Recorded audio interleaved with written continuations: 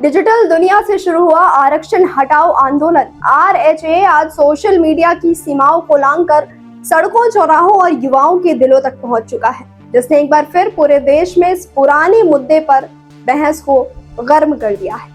One nation one identity का नारा देने वाला ये आंदोलन किसी भी रूप में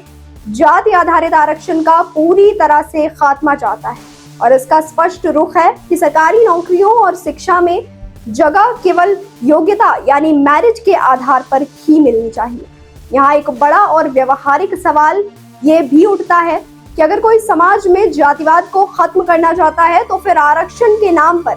जाति की बात क्यों की जाती है?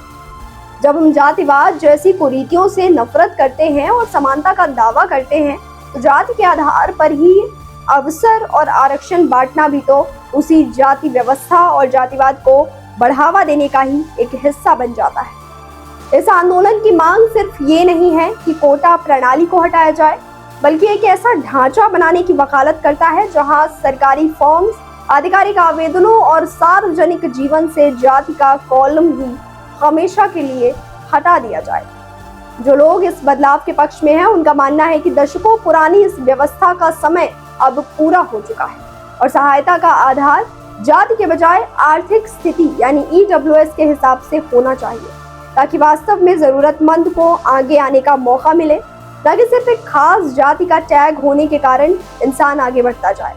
हालांकि दूसरी ओर इसके आलोचक और सामाजिक न्याय के समर्थक ये तर्क देते हैं कि ऐतिहासिक विषमताओं और गहरी सामाजिक असमानताओं को दूर करने के लिए संवैधानिक कोटा आज भी उतना ही जरूरी है।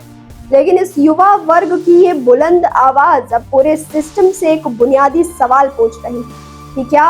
हम एक ऐसा भारत बनाने के लिए तैयार हैं जहां पहचान जाति से नहीं, सिर्फ इंसान की मेहनत और आर्थिक जरूरत से तय हो। आपकी क्या राय है, हमें कमेंट्स में जरूर बताएं और ऐसी और भी खबरों के लिए जुड़ रहे ग्राउंड जीरो भारत के साथ। जय हिंद।